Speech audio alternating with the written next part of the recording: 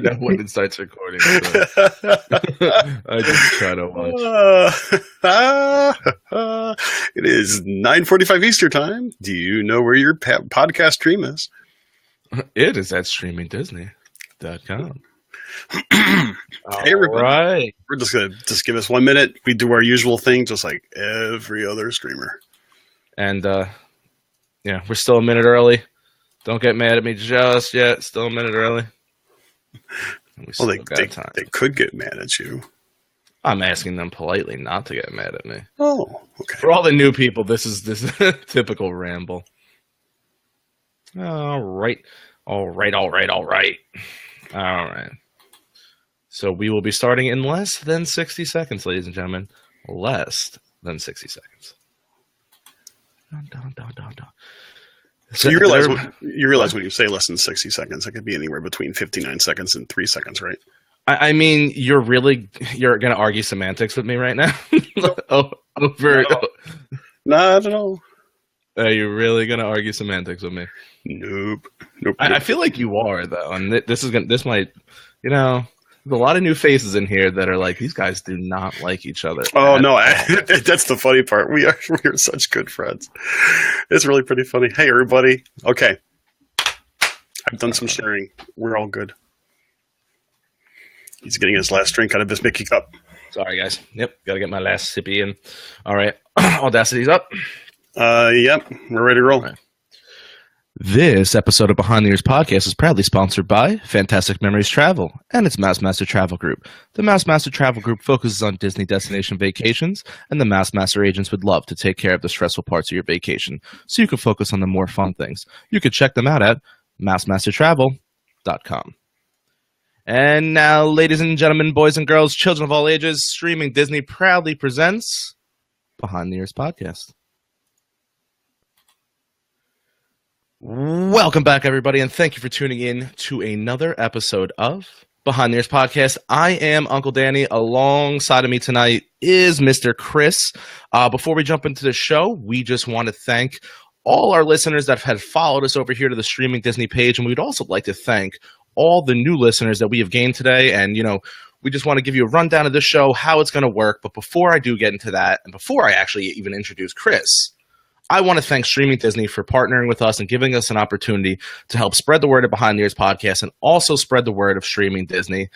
And this is not only a milestone for Behind the Ears podcast, but is also a milestone for Streaming Disney as they hit 30,000 followers today on the Streaming Disney Facebook page. That is a milestone that I cannot even comprehend. So congratulations, everybody at Streaming Disney. Keep up the good work and let the show begin. So, Mr. Chris, how are you doing tonight?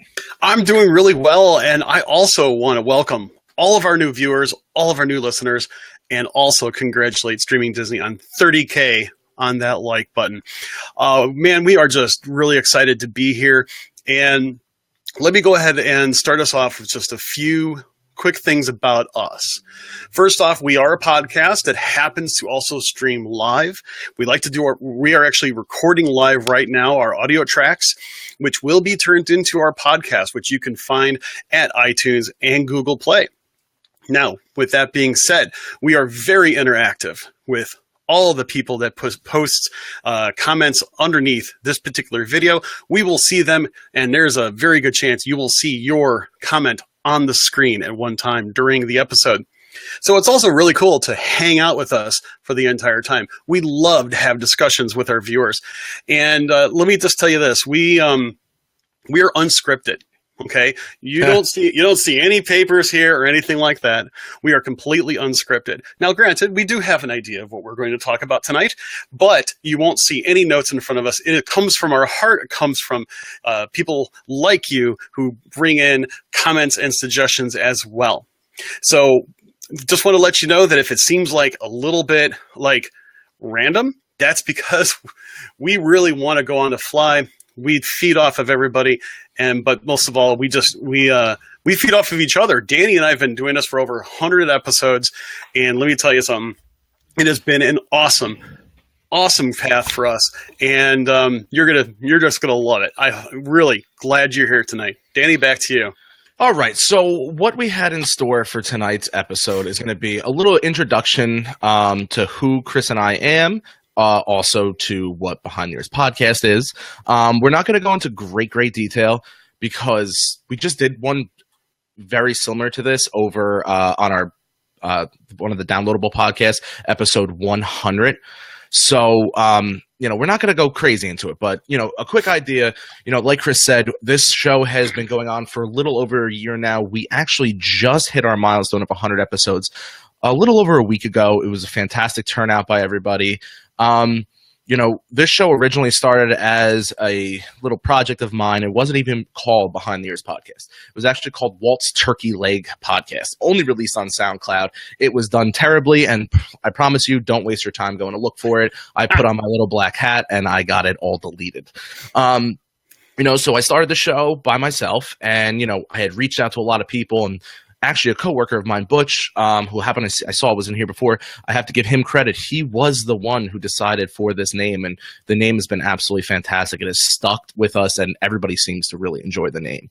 We went through a bit of a struggle in the beginning, just with scheduling and everything myself, and I had reached out to several different Facebook groups that we're all part of in the Disney community. I said, "Hey, I'm Danny. I have a podcast, and I'm looking for a podcast partner."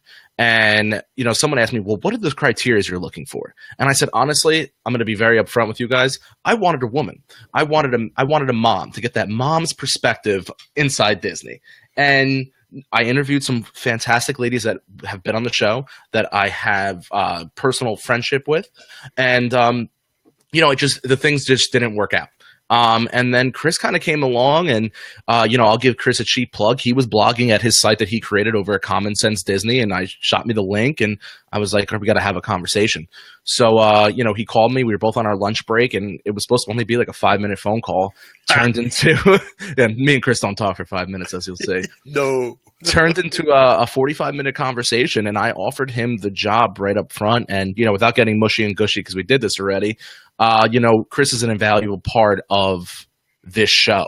And, we've talked about it in length before, is, people say, oh, you guys never seem like you argue. We do argue, just not in front of you guys. We do it behind closed doors. True statement.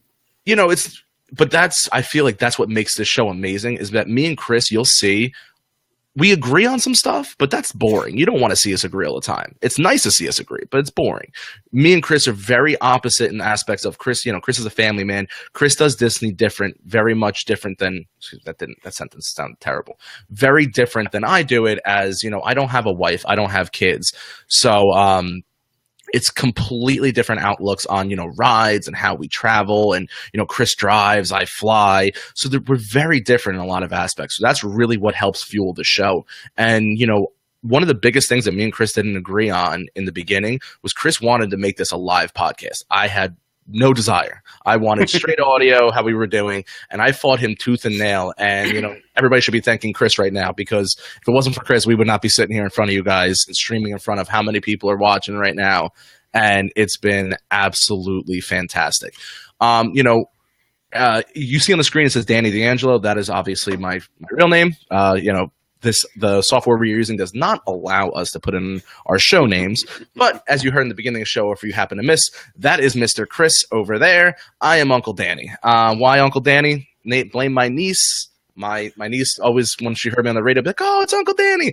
And one day I use it on the show, and people are like, you are like my crazy uncle. So that name just stuck. So it's been a blast. But, we're so excited to be part of the streaming Disney community. We're so excited to see a lot of familiar faces, and we're also excited to see a lot of new faces and a lot of new comments. So the gist of the show, we will be on Streaming Disney Tuesday, Wednesday, and Thursday at 9:45 p.m. Eastern. We cover an array of things from we cover from news. We don't really touch on rumors too much, but we will dabble in it if they're good, like the Haunted Mansion restaurant, which we got really excited for. That was awesome. Star Wars Hotel, things like that happen. So we try to stay on, news. We'd like to do a lot of history. We've had some fantastic guests come on the show, from authors to YouTube sensations. We have a few more authors lined up that we're very excited for you guys. We'll do top 10s, but what we thrive on is having you guys interact with us via comments. And as you can see, I can easily throw comments up on the screen, take them down as I will. And, you'll see throughout the show that we interact with you guys a lot. We'll ask you questions and we'll come back to them to see what the answers are. So Chris, what do you got for me? Well, I'll tell you what, taking into consideration Streaming Disney is actually all week streaming the last viewings of Wishes, which, man, I got to tell you something. I'm saddened by the idea that this is the last week for Wishes, but I'm also pretty excited for what's to come. So taking that into consideration, I thought it'd be really kind of cool to talk about, some favorite Wishes memories, as well as maybe touch base on some of the other spectaculars that Disney provides. And, the fact of the matter is that we're at a kind of a standpoint where both of us have seen different ones over the past year. Like one I have yet to see is Rivers of Light. I am so pumped to see that this summer, and at the same time, I am really looking forward to seeing Happily Ever After at the Magic Kingdom this summer as well. I mean, seriously, in 1 year, I am going to see 2 brand new shows that haven't been done, a brand new land, i.e. Pandora, and it's just kind of like one of those cases where it's like this summer trip is going to be a marathon trip for me. And I normally don't do that. I am more now, as many times have I gone, I try to just stay calm, enjoy myself, but man, I'm going to be so psyched with it. So tell me, what do you think about that sort of thing, Danny? Well, I'm going through the comments and I see a lot of people are going, this is a much different setup for us. We're not used to getting this many comments. Andrew, I promise you we will touch on the Star Wars. Don't think I'm neglecting that comment. I will get back to you. I saw Brittany said she loved Wishes. She got engaged at the castle during Wishes. Oh, that is amazing. That's epic. Congratulations, by the way. But I happen to see Amanda said she got her Wishes-inspired tattoo last week.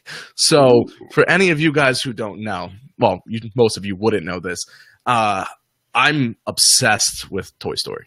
I'm more obsessed with Buzz Lightyear, to the point that I went Check it out, everybody. And I got a Buzz Lightyear tattoo with the show name. He's holding his little microphone and everything. So when I hear people getting Disney tattoos, I get super excited because I am part of that group. But, thanks to Streaming Disney, I feel like I've gotten my fill of Wishes, in the sense of, I saw Jessica say before, she said that she won't actually get to see Wishes one more time. Right. I was lucky enough to be there in March knowing that it was going away, and I was able to get there, which was absolutely fantastic.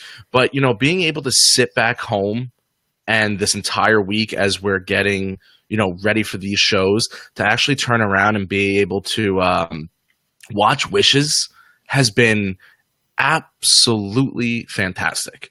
They've given us all different angles, so everybody's streaming over at, the Stream Disney, thank you. I really do appreciate everything you guys done, because, Chris and myself do not live in the state of Florida. Chris is DVC. I'm an AP holder.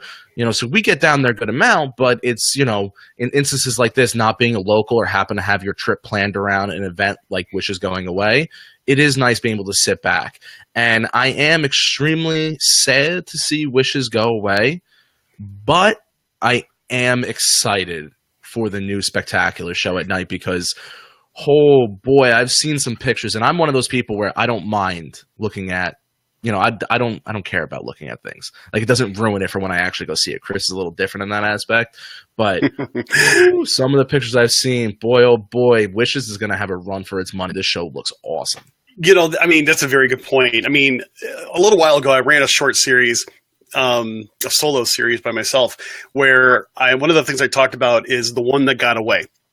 And the whole premise behind that particular show was, missing out on something and taking advantage of, seeing some of your favorites, because you never know when they're going to go away. Little did I know that my trip last summer would be the last time I'd actually see Wishes live and in person. And I have to admit, it really bummed me. It bummed my whole family out because it was one of our favorites. But it was also, I brought back the idea that, just sometimes change has to happen. You don't know what's coming up next, but I gotta tell you, for something like Wishes, Happily Ever After is going to rock.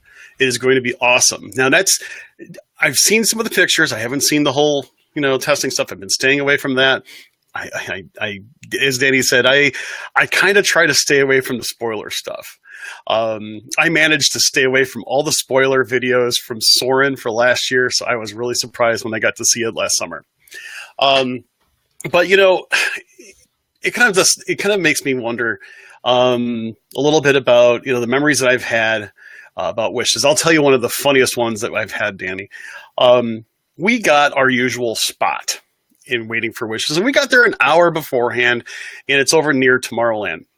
Well, the funny part is that my whole family, my wife, my 2 kids, myself, we were sitting down at the particular spot, and right kind of behind us, PhotoPass guy set up camp pretty much behind us.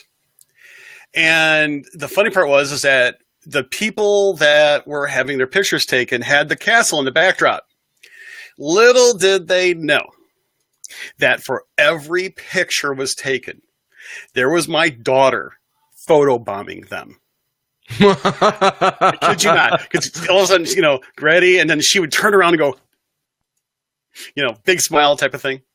And so I don't know if they actually came out that way or not. I don't know. But Virginia was doing that the entire time. I busted out laughing. It was one of the greatest, waiting for a show type moment ever. It was actually pretty hilarious. But then, it's also one of the things that, Wishes is really cool. I got to see it both with my kids, my family, and I love it. It's just the music, the sights, the fireworks. I've seen it from the Poly. I've seen it from in front of the castle. I've seen it from the bridge to Tomorrowland. I've seen it from the top of Bay Lake Tower. I've seen it from the top of the Contemporary, which I think is my favorite, to be honest with you. I've seen it from just outside by where the bus stops are. Yeah, I mean it's epic wherever you go see it. That's my big take on it. And with Wishes, a couple of people I know, I believe your wife had answered it, but if you haven't been there in a few years, it started back in 2003. It is a nighttime spectacular fireworks show. Tinkerbell's involved, flies over the castle. It's a beautiful, beautiful show. And I'm not only speaking about the actual show that makes this so touching to people. It's stories like Amanda says, where her favorite memory is standing on Main Street with the girls dressed as Cinderella, holding her sweet little hand and watching her eyes that could see the fireworks in them. I just got goosebumps. I don't even have kids. I'm like, oh man, it's stuff like that that really, really, that you're gonna miss. That are really gonna hit home a little bit. You can't even think of the words to say on that one, can you? No, because I'm trying to think of to be eloquent with it, and I just you're speechless. Yeah, exactly. It's the one show inside Disney as a grown man where it gets to you, because for a lot of you who don't know or new to the show, once again, thanks. But I grew up going to Disney, with my dad and my mom, and my dad passed away in 2015. So there's a lot of things when I go to the parks now, and I go a lot of solo trips, but when I go to the parks a lot now, it's kind of like I'm used to these things happening and, the memories. And then it's kind of like every time I go and things get taken away, I'm all for change. I get it. But, I feel like the memory's going away. Yes, Tink will still be a part of the new show as far as we know. I love Megan's comment. I'm not crying. My eyes are just sweating. Very true. That's usually when I go. Yeah. I'll say I think that one wins the comment of the episode award. I'll tell you that right now. I love it. I'm not crying. My eyes are sweating. We will touch on Wishes one more time this week since it is, going away. And, we want to make sure that we give you guys the best coverage along with streaming Disney. So I'm going to divert the question over in the direction of what other nighttime spectaculars, we'll leave Pandora alone. because we don't really know what we're going to be getting out of there. I know we've all read comments, we've seen everything, but let's just stick to what we know. What other nighttime spectacular besides Wishes do you is it a must see? And I think I know your answer, and I'll let you go first. Well, okay. So, truth be told, Illuminations is my favorite. Okay, where I think most of my family is, they'll go toward. Yeah, easy for me to say. They will go towards Wishes every single time. Illuminations is my favorite, but I want to put a caveat to that.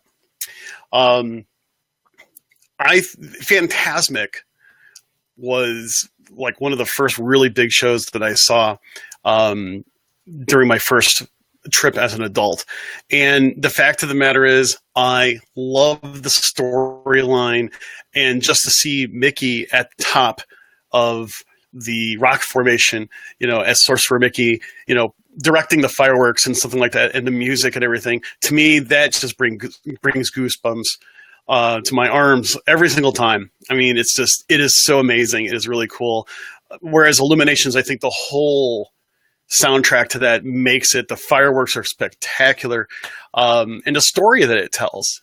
I mean, that it's not just fireworks, and that's what's special about each one of these spectaculars. It's not just fireworks. It's the whole story wrapped up in it. Now, I mean, I liked the Star Wars Spectacular last year. I think I didn't get a very good spot overall, even though I, got a spot really early. I don't think I got a really good spot. I needed to go further forward and so on. I don't know. It just didn't quite work the way I really wanted it to. But hey, there's always this summer. There is. So I'm going to throw in a monkey wrench because I've been toting for the past few months how much I love Rivers of Light.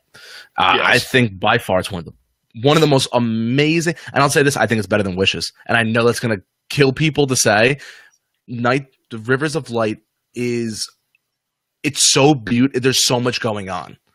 Wow. And don't get me wrong, I love my fireworks and I love my Wishes and I don't want to see it going away. But the pure, just the colors and the animatronics and everything going on inside Rivers of Light, it's absolutely stunning. But that's not my answer. My answer is actually a nighttime parade. But it's a very special nighttime parade. It's the Boo-to-You parade during the Mickey's Not So Scary Halloween party. Oh, okay. Man. Just, seeing the Gravediggers and all the villains are coming out. And I honestly, as much as I love seeing Snow on Main Street and, being there for New Year's and all these fantastic, there is nothing better than being inside Magic Kingdom during Halloween. With all the decorations and everything. I'll say their decorations are awesome. I mean, regardless of whether it's Halloween or Christmas, I will tell you, they're both really, really super cool. And I still have a hard time. I know I flip-flop between the two of them, which one of my favorite, special parties and stuff like that is better. But yeah, I can see that. That's really cool. Yeah, it's just something about it, and maybe it's because it's so. It's a special hard ticket event. It's not as crowded as a normal day inside Magic Kingdom. You have a little more room to get better seating, and it's just, I don't know. There's something about it. Maybe because I can't see it all the time. That's why I rank it so high up there. Now, granted, I do love Wishes. Rivers of Lights, Illuminations is beautiful. It's just something about it, man. If you told me I had to pick one I can watch the rest of my life, that's Boo-to-You Parade. I mean, I listened in the middle of July. I'm listening to the soundtrack. So you. Yeah, I can see that. Yeah. Thad, I'll say this right now. World of Color at Disneyland. For what I was able to see of it, that is an awesome spectacular. The only problem of it is I didn't quite care for the viewing area, and unfortunately, I got stuck behind a guy that was 6'8", and I could not move. I'm 6 foot tall. I normally see able to see over most people. This guy wouldn't move or anything, and I don't blame him. But it was like, oh. But I do like World of Color. That was pretty epic when I got. I've never seen World of Color in all the years going to Disney, so. Well, that's over at Disney. That's over at Disneyland, Disney California Adventure. Sorry, and it's epic, but still, I mean, hey, we talk about all things Disney here. While we focus on Walt Disney World, we still, have a affinity to talk about some of the Disneyland items and so on and so forth. And we have a lot of our friends here online and online tonight that are over on the West Coast, and it's still light out there by where they're at right now, but still. Yeah, Trisha, same thing. I've seen it on YouTube. That's the extent of where I've been able to see it, because last time I was in Disneyland was 2003. So it's been tough. It's tough to get out there, and it's it's a little more expensive in a shorter trip than I could just shoot down to Florida and being, to me, the happiest place on earth. Nothing wrong with Disneyland. It's just, hey, just like people prefer Disneyland, some of us prefer Disney World. Tracy makes a mention, though, that she would like to see a new nighttime parade at Walt Disney World. And I think I have to agree with that. I mean, although... Were you sad to see Main Street Electrical Parade go away? Yeah. And I'll tell you why. To me, it was kind of a classic. I mean, it was a really cool parade. But I also, being a photographer, I also found great challenge and fun in that challenge to try to photograph that parade in ways that actually look good. And it's very difficult, as you could possibly imagine, being that it's nighttime and all you are trying to take a picture of is a whole bunch of LED lights. That's not easy, ladies and gentlemen. That is not easy. I miss the electrical parade, though. I always thought it was really, really cool. Funny story, though, how they had, Pete's Dragon come through there, so to speak. I always thought it was kind of funny because I'm like, I don't remember ever seeing the movie until I've actually recently watched it. And I'm like, now I make the connection. I was like, I felt like such a dork. But it was just one of those things. Yeah, it's not that I disliked it. It was just, I wasn't, I wasn't sad to see it go. And maybe because I was kind of ready for something new, and now I'm kind of like, all right, well, Disney, like, what are you doing? Right. But I saw a couple people. I want to, we've been talking a lot specifically about Magic Kingdom, not on purpose. It's just, hey, it happens to be where, everything we like to do happens to be there. Chris had touched on over at Illuminations at Epcot. I had touched over at Animal Kingdom with Rivers of Light. So let's touch over on MGM. I still call it MGM, guys. I'm sorry, but Hollywood Studios. What do you think of the Star Wars stuff going on over there? We won't talk land because there really isn't much to talk about with the land. How do you feel about everything they brought in, for the Star Wars parades and Spectacular at night and everything? I thought it was really pretty cool. To be very honest, I think they actually did a really good job with it. I think that, let's face it, Hollywood Studios has been missing. I think they've been missing a little bit of the game, so to speak. And I think, with the idea of bringing Star Wars in, it's bringing some life into the park because of the renewed love for Star Wars from a whole new generation. I mean, I'm a big movie buff. I mean, I love movies of all sorts. You'll get non-spoiler reviews here every once in a while as well. I'm not going to say I'm a big Star Wars fan. I'm a good Star Wars fan. I love the movies. I think it's really cool. I even enjoyed Rogue One. I even watched, Star Wars Rebels and stuff like that with my son, the animated series. It's one of those cases where I think it's pretty good. They've done a good job with it. They really have. It's not so not so obtrusive. Now, some people might say, hey, them taking over the entire area where you used to have the animation stuff going on, a lot of character meet and greets, to have it all turned into everything Star Wars was pretty heavy. But darn good and well that when Star Wars Lands opens, that whole area is going to change once again to something else, and something that is going to be also very well sought after. Don't necessarily know what, but it's going to. It's going to be. So, I just like it. I mean, I think it's good. It's a good ad. I mean, add that plus everything they're going to be dealing with Toy Story. It's going to be interesting. But here's my prediction. They're not going to be done with the park. They are not going to be done with the park, not by a long shot. You can't. I mean, it's not going to be just Toy Story and Star Wars, two total complete extremes. Because guess what? What do you got there? You got everything that's Lucasfilm, and then you've got everything that is Pixar.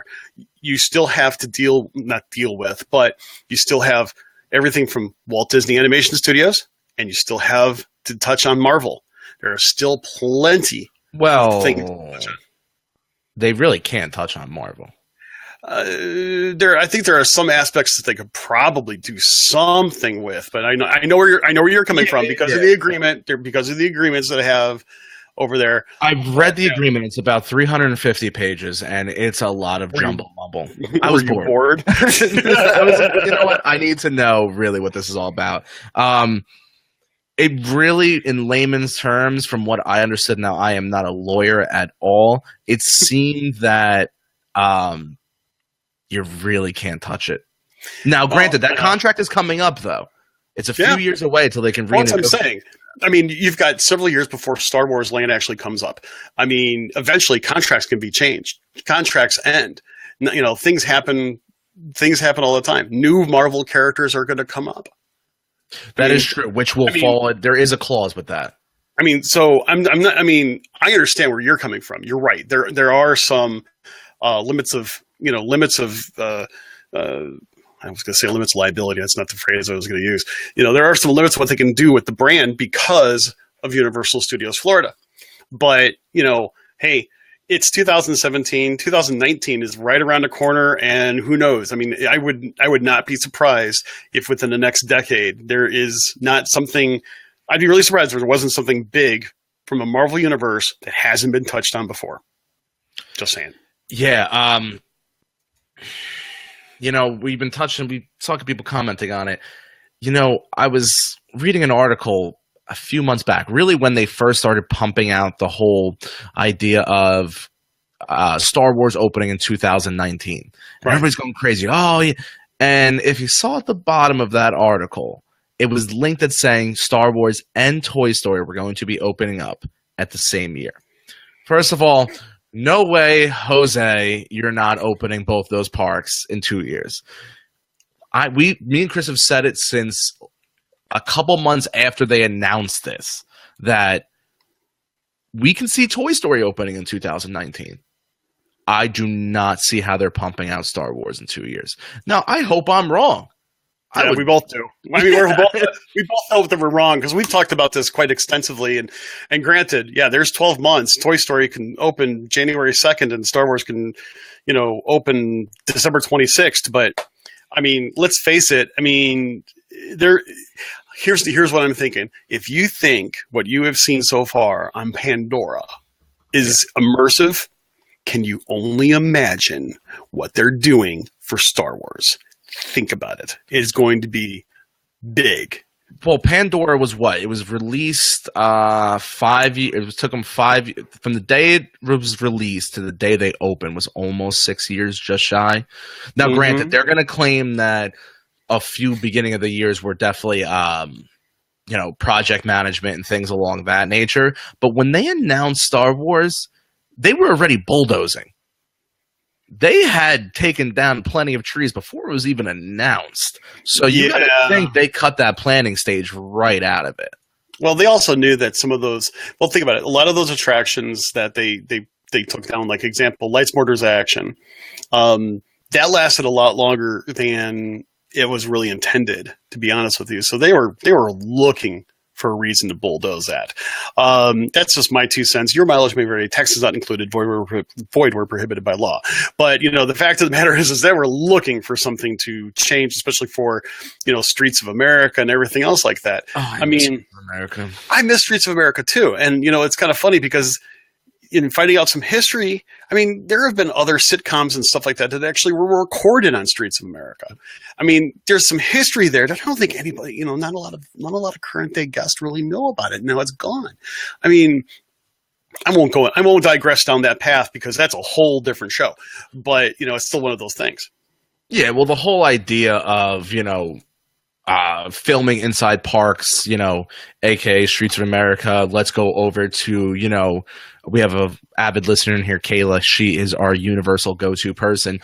How much stuff did they do with Nickelodeon over there? And they really, I mean, not saying that they don't film in parks. We just saw the show Blackish. Now, granted, they only filmed one episode. But you go back to the days where Full House came here for multiple episodes. Shows were actually recording on back lots and in studios of Disney. It's too expensive now. Yeah, and also too obtrusive. I mean, it's just really, like Full House, Family Matters. Roseanne, that was actually a fun one. I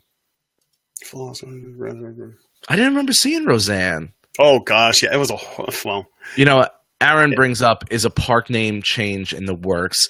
Literally, we have our inside people, but man, not hearing it, but that doesn't mean it's not. I'm hearing it on the boards, the discussion boards, the posts. I've heard people tell me that are inside the parks that there is a possible name change. But I've learned one thing with Disney. You don't do nothing until you hear them say it.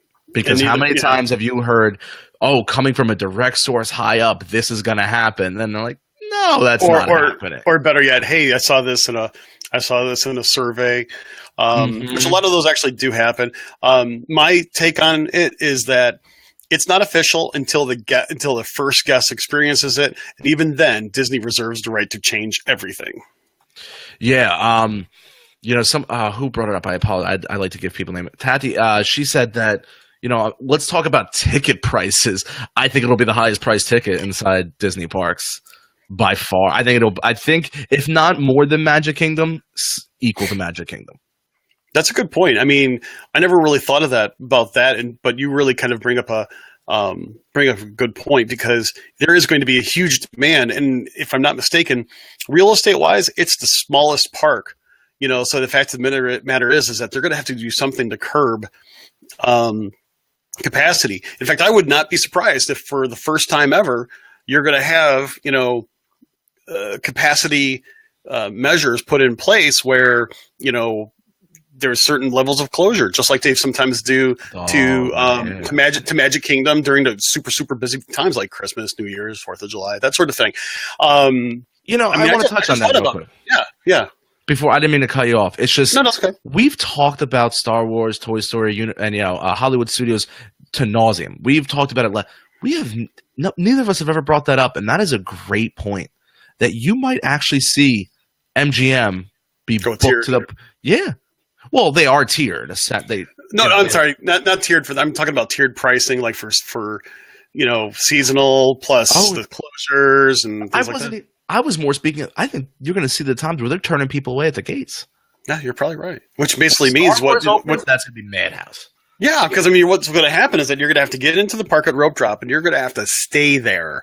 I mean, it's going to be one of those cases, and that's going to cause that park to go crazy. And I'm not saying that's a bad thing, right? I mean, I'll be honest with you. My first trips back in the early 2000s, Hollywood Studios back, MGM, when it was really called that. I mean, that was my park. I mean, I loved it. And even still today, I love it. I love the old music in the background, the settings of the late 30s, or the boom of Hollywood, with awesome attractions. It's fantastic. I love it. I mean, again, I'm a big movie buff. I love movie history and this, that, and the other. But now, I mean, it's going to get bigger. I'm hoping better, but it's going to get busier. And that's something we're all going to have to just prepare for. But Danny, I got to tell you something. Oh, no. Between that and Pandora, I mean, let's face it, the parks are going to get busier in general. And, that's just something we all are going to have to realize that as we go into, 2020 and beyond. I mean, I know Pandora is right around the corner. Yeah. We're thinking 2019 for the stuff in studios. But, I mean, think about it. You see where I'm going with this, though? I feel bad for Epcot, man. Well, we'll just put it this way. The only thing I'm going to say about this is that, yes, there was recently a survey that was talking about Figment and whether or not people really remember Figment and do they know who Figment was or this, that, and the other. And I guarantee you, if they take away Figment, there's going to be a lot of people that are going to be upset. And I'm only bringing that up because I am a big Figment fan. Okay. But that whole area is supposed to be about imagination. Figment was a big deal about that. Let's hope that they're going to reimagine things in Epcot next that's going to blow our mind. And Epcot has the real estate to do it and do it extremely well. So with that being said, guys, we're going to wrap this show up. Just a quick recap of what's going to be happening. We will be going live streaming Disney Tuesdays, Wednesdays, and Thursdays at 9:45 Eastern. Normally we do a show anywhere from 45 minutes, like an hour and 15. We try to stay around the hour, but we knew tonight was going to be a little introduction. We wanted to, greet, do a little handshaking, kissing some babies, doing a little greeting. So we're happy to have all of you with us tonight, and look forward to tomorrow. We will release around lunchtime a general idea of what we will be speaking about, and we will definitely, tomorrow's episode, I promise you guys, will be a lot longer. But Chris has one more thing before we leave. Danny, I know that you have a previous engagement that you have to head out to. Let me ask our audience here really quick, and this is separate. In fact, you can probably edit this part out. If anybody would like to have a little bit of an extra conversation afterwards, I can actually. Oh no, I can't. Nope, I can't. Never mind. Scratch that whole thing. We will be talking to tomorrow. Yeah, and thank you for all our first time listeners that are happy to be along, and we're happy to have you guys. So with that being said, don't forget to follow us on our social media platforms. Facebook is Behind the Ears Podcast. Instagram is Behind the Ears Podcast. You can catch all our tweets over at Behind the Ears PC. Any listener questions, comments, concerns, want to come on the show, because we do that quite often, you can email us over at behindtheearspodcast@gmail.com. Don't forget, if you'd like to catch all our live shows, subscribe over at Streaming Disney's Facebook page. Lastly, guys, if you haven't done this already, and for all our newer listeners, please go on iTunes and rate and review the show. It literally takes less than 30 seconds. We would much appreciate all of that. With that being said, guys, I am Uncle Danny. I'm signing out. And I'm Mr. Chris. Once again, thank you, everybody, for joining us tonight. We look forward to talking to you tomorrow. And also, don't forget, as you rate and review, don't forget to subscribe to Behind the Ears Podcast over at iTunes as well as Google Play. And hey, by the way, if you have an Alexa-enabled device, say, hey, Alexa, play me the Behind the Ears Podcast. And Alexa will do that for you too. So by all means, until we meet again, thanks for everything, and we'll talk to you soon. Take care.